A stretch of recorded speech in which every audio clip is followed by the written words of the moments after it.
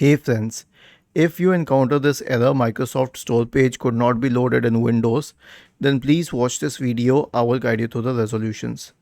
Press the Windows key and the R key together to open the run window and type the command ws reset and hit enter, and this will reset the Microsoft Store and relaunch it.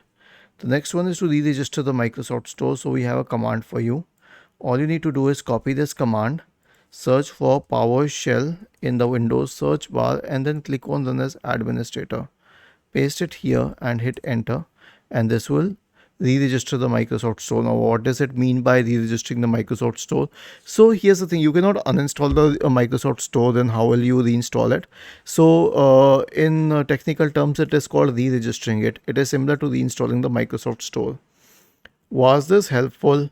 If yes, then please subscribe to the channel. If not, then let us know in the comment section of the video on how we could help you further.